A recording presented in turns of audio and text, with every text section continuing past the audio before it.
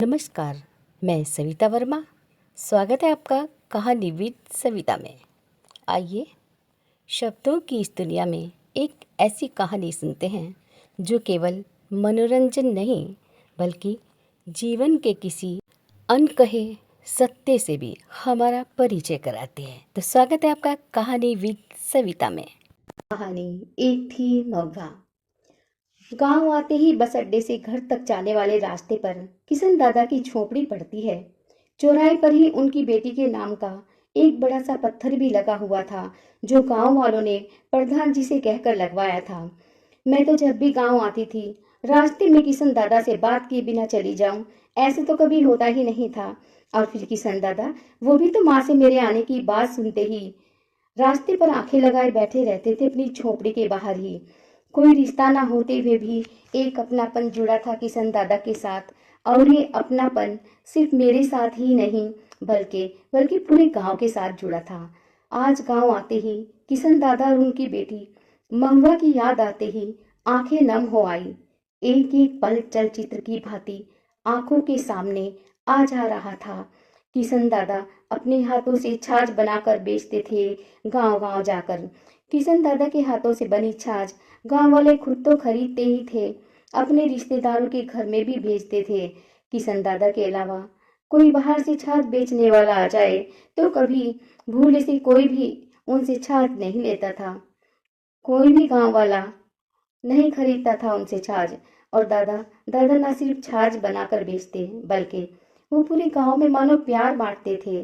गांव में किसी के घर शादी ब्याह जन्मदिन जसूटन या कोई भी वार त्योहार होता तो किशन दादा और उनकी पत्नी दिन रात मेहनत मजदूरी करने से कभी पीछे नहीं हटते थे और ना ही कभी थोक बजाकर उन्हें मजदूरी ही तय करनी पड़ती थी। जिसने जो दे दिया उसी में खुश हो जाया करते थे पति पत्नी। वो दिन भर गांव के बच्चों को खूब लाड प्यार करते थे। बच्चों को अनेक किस्से और कहानियां सुनाया करते थे। कभी कभी तो घोड़ा बन बच्चों को घुमाते भी थे अपनी पीठ पर बैठाकर। और बच्चे बच्चे थे कि किशन दादा को देखते ही खाना पीना सब भूलकर उन्हीं के इर्द गिर्द घूमते रहते थे जब तक कि किशन दादा उन्हें कोई कहानी न सुना दे। 40 की उम्र पार करने के बाद उनकी झोपड़ी में एक नन्ही सी किलकारी की गूंज सुनाई पड़ी तो गांव भर ने खूब खुशियां मनाई, खूब कपड़े और खिलौने दिए किशन दादा की नन्ही बेटी को। अब तो किशन दादा की खुशी का ठिकाना न रहा। वे दिन भर अपनी बेटी को खूब लाड प्यार करते, उनकी बाल सुलभ बातें बताते नहीं थकते थे। मगर यह खुशी भी ज्यादा दिन कहाँ टिक पाई। भाग्य के लिखे को कौन टाल सकता है भला। भाग्य ने जहाँ इतने साल बाद उनके जीवन में बच्चे का सुख दिया, वहीं कुछ दिन बाद ही उनकी पत्नी को मौत के क्रूर हाथों ने उनसे छीन लिया। अब तो किशन दादा बेटी के माँ और बाप दोनों खुद ही थे। एक दिन दादा अपनी बेटी के साथ हमारे घर आए और माँ से कहने लगे, बहू जी, आज मैं पाठशाला में अपनी महुआ का दाखिला करवा के आया हूँ। तुम कहो तो मेरी महुआ स्कूल के बाद कभी कभार यहाँ आ जाया करेगी। अब मुझे गांव में जाना पड़ता है। यह अकेली झोपड़ी में रहेगी तो मुझे इसकी चिंता लगी रहेगी। हाँ हाँ दादा, कोई परेशानी नहीं। तुम बेफिक्र होकर अपनी महुआ को यहाँ छोड़कर जा सकते हो। और कभी कभार ही क्यों, हर रोज स्कूल से महुआ यहाँ आ जाया करेगी। पढ़ाई के साथ साथ घर के 4 काम भी सीख लेगी इसी बहाने। अब महुआ स्कूल से हर रोज हमारे घर आ जाती थी। मेरा भी बड़ा मन लगता था उसके साथ। किशन दादा जब भी हमारे घर आते तो एक ही बात कहते थे माँ से, बस बहू जी, दिन रात मेहनत करके ज्यादा से ज्यादा छाछ बनाता हूँ और आसपास के गांव में बेचने चला जाता हूँ। 2 पैसे कमाऊंगा तो अपनी महुआ के अच्छे से हाथ पीले कर पाऊंगा। अब तो बस इसी की चिंता लगी रहती है हर वक्त। माँ दादा की बात सुनकर हमेशा कहा करती, दादा अभी तो तुम्हारी महुआ बहुत छोटी है, क्यों अभी से इसकी ब्याह की चिंता करते हो। और भला बेटियां भी किसी की रुकी हैं क्या बिना ब्याहे। तुम देखना गांव वाले मिलकर कैसा ब्याह करेंगे तुम्हारी महुआ का। और फिर महुआ तुम्हारी नहीं, पूरे गांव की बेटी है। समय बीतता गया और दादा का स्वास्थ्य भी अब पहले जैसा नहीं रहा था। दिन तो जैसे पंख लगाकर उड़ रहे थे। महुआ भी अब 15वें साल की दहलीज पार कर चुकी थी। दादा कभी कभी तो उसे देखकर बहुत चिंता करते थे, मगर वो उसकी देखभाल में कोई कमी नहीं छोड़ते थे। लगता था कि अपने हिस्से का खाना भी दादा महुआ को ही खिला देते हैं। महुआ को देखकर कोई यह नहीं कह सकता था कि वह एक गरीब बाप की बेटी है और झोपड़ी में पली बड़ी है। एक तो माँ उसके पहनने के लिए हमेशा अच्छे कपड़े बनवाती थी, ऊपर से वह थी ही इतनी प्यारी और सुंदर। भरे बदन की सांवले रंग और तीखे नैन नक्श वाली महुआ अपनी उम्र से भी 2 साल बड़ी लगती थी देखने में। कमर पर पड़ी उसकी लंबी चोटी उसकी सुंदरता में और भी 4 चांद लगा देती थी मानो। महुआ 8वीं पास कर चुकी थी। वह आगे पढ़ना चाहती थी और माँ भी उसे पढ़ाने में मन बना लिया था, उसे आगे पढ़ाने का। स्कूल के बाद माँ के साथ घर के कामों में हाथ बटाने और पूरे घर को संभाल कर रखने में भी बड़ी होशियार हो गई थी महुआ। स्कूल में पढ़ाई के साथ साथ खेल कूद में भी हमेशा आगे रहती थी। जितना लाड प्यार माँ मुझे करती, महुआ को भी वो ऐसे ही लाड प्यार करती थी। कभी कभी तो मुझे लगता था कि महुआ किशन दादा की बेटी ना होकर इसी घर की बेटी है, क्योंकि माँ के साथ साथ बाबा भी उसे खुद बहुत प्यार करते थे और मैं खुद उसे छोटी बहन की तरह मानने लगी थी। और महुआ भी स्कूल से आते ही घर का सारा काम संभाल लेती। मेरी शादी के बाद माँ अकेली पड़ जाएगी, अब मैं भी इस चिंता से मुक्त थी। आजकल दादा का स्वास्थ्य कुछ ठीक नहीं रहता, वो अक्सर बीमार रहने लगे थे। कभी कभार वो महुआ को इतवार के दिन अपने साथ ले जाया करते थे, क्योंकि अब उनसे ज्यादा मेहनत मजदूरी नहीं होती थी। जो कुछ कमाई होती अब गांव में लगने वाली पैंट से ही हो जाती थी। गांव भी ज्यादा दूर नहीं था, तो दादा पैदल ही पहुंच जाया करते थे। उस शाम भी दादा महुआ के साथ पास के गांव से लौट रहे थे। रास्ते में कुछ लोगों ने महुआ को छेड़ा। किशन दादा ने देखा नहीं गया और उन्होंने उन सबको खूब उल्टी सीधी सुनाई, ताकि वो लोग डर कर भाग जाएं। लेकिन लेकिन उन पर तो मानो शैतान सवार था।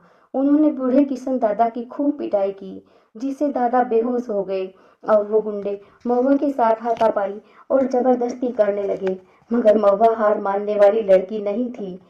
उसने उन दरिद्रों का डटकर सामना किया।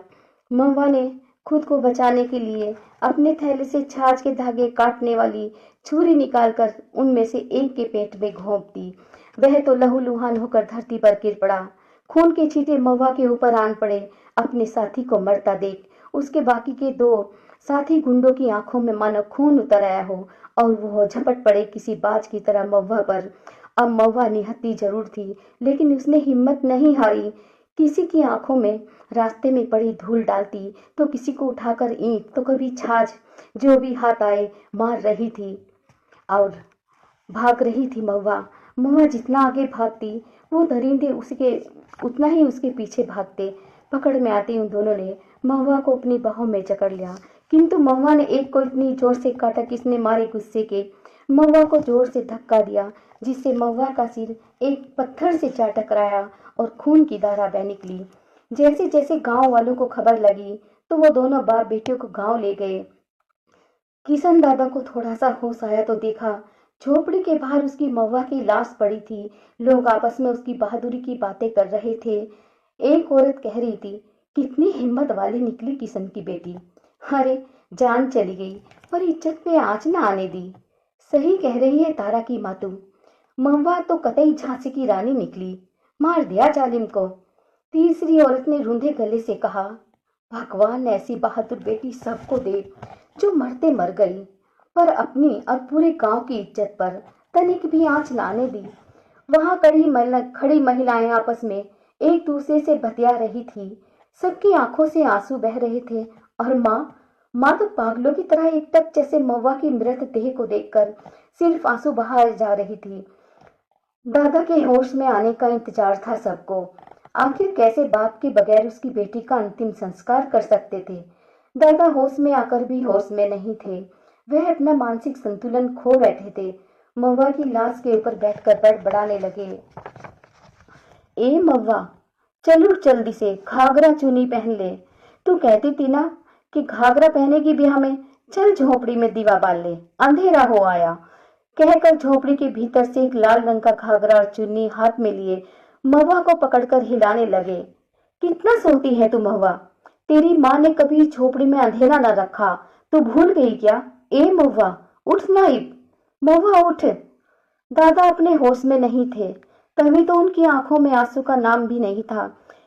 बस बार बार अपनी लाडली महुआ के शव को अपने दोनों हाथों से कंधे से पकड़कर एक ही बात दोहराते, महुआ उठना। अरे कब तक सोती रहेगी? उठ पगली, उठ महुआ। क्यों अपने बूढ़े बाप को सता रही है? चूल्हा चौका भी नहीं किया अभी तक तूने। बावली, ये कोई टाइम है सोने का?